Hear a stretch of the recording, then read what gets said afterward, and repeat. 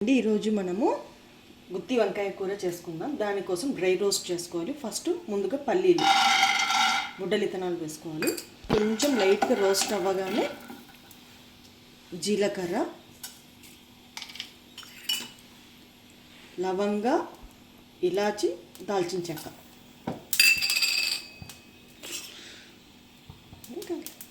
ఒక స్పూన్ ధనియాలు అన్నీ చిన్న మంట మీదనే రోస్ట్ చేసుకోవాలి.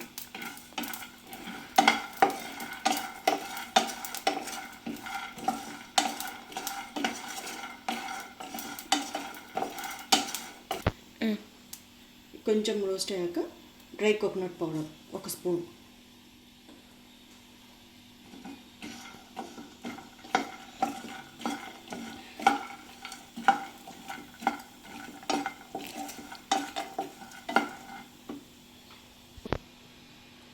కొన్ని జీడిపప్పు,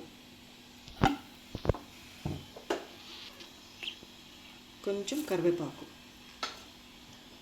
ఇది నేను తెల్ల నువ్వులు ఆల్రెడీ రోస్ట్ చేసుకుని పౌడర్ చేసుకున్నాను. అది కొంచెం లాస్ట్ ముక్క వేసుకోవాలి. తెల్ల నువ్వులు వేసుకోవాలి. ఇంట్లో ఇప్పుడు తెల్ల నువ్వులు లేనందుకు ఆల్రెడీ చేసి పెట్టుకున్న పిండి వేస్తున్నాను. స్టవ్ ఆఫ్ చేసి ఇది కొంచెం చల్లారనివ్వాలి. చల్లారేసరికి మనము వంకాయల్ని రెడీ చేసుకుందాం. వంకాయల్ని కడిగి మళ్ళీ కొంచెం నీళ్ళలో ఉప్పేసి నానబెట్టుకుందాం.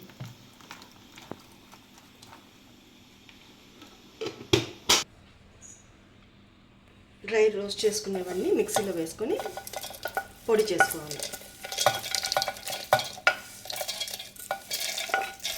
వీటితో పాటు ఉల్లిగడ్డలు, ఉప్పు,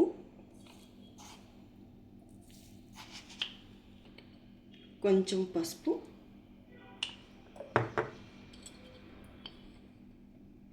ఒకటిన్నర స్పూన్ కారం, ఒక స్పూన్ ధనియా పౌడర్,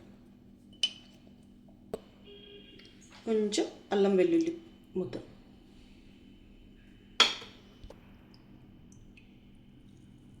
కొత్తిమీర. ఇవన్నీ కలిపి గ్రైండ్ చేసుకోవాలి. ఇప్పుడు వంకాయల్ని ఈ విధంగా కట్ చేసుకోవాలి. చేసుకున్న పేస్ట్ని వంకాయలు నింపి పెట్టాలి.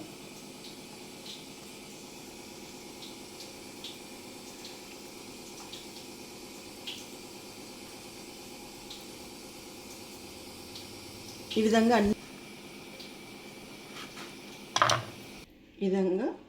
వంకాయలో పేస్ట్ అంతా నింపుకోవాలి.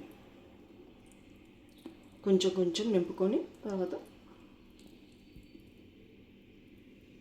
ఈ విధంగా పెట్టుకోవాలి.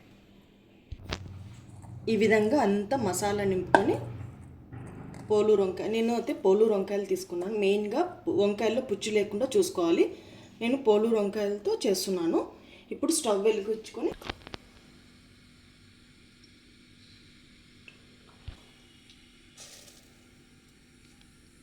కొంచెం నూనె వేసుకోవాలండి.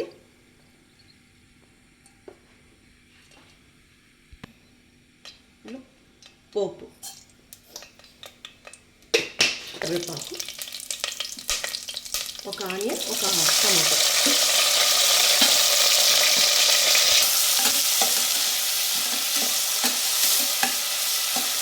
ఇప్పుడు ఆనియన్ కొంచెం లైట్ పింకిష్ కలర్లోకి వచ్చాక వంకాయలు వేసుకోవాలి.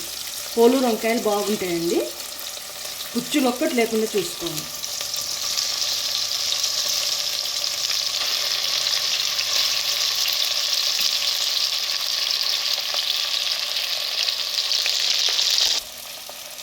ఇందులోకి మిగిలిన మసాలా కూడా వేసేసుకొని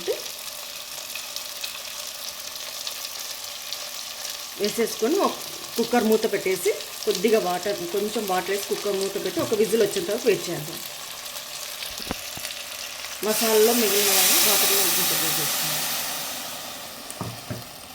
ఇలా కలిపేసుకొని కొంచెం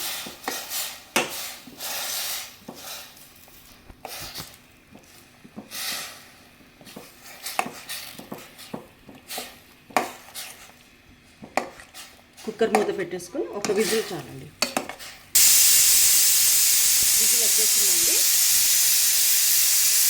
యాక్చువల్లీ 2 విజిల్స్ రావాలి, కానీ నేను ఒక 5 నిమిషాలు అట్లే ఉడికించుకున్నాను అనమాట. ఉడికించుకున్నందుకు ఒక్క విజిల్, మామూలుగా ఉడికేయకపోతే 2 విజిల్స్ కంపల్సరీగా రావాలండి. విజిల్స్ వచ్చిన తర్వాత ఆవిరిపోయినాక ఓపెన్ చేస్తున్నానండి. ఇలా ఉంది. ఇందులో కొంచెం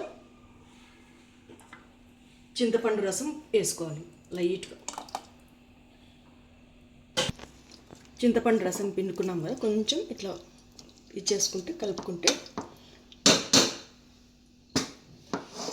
దానికంటే ఇలా ఇది బెటర్, బాగుంటుంది, అంతా కలుస్తుంది. అంతేనండి, గుత్తి వంకాయ కూర రెడీ.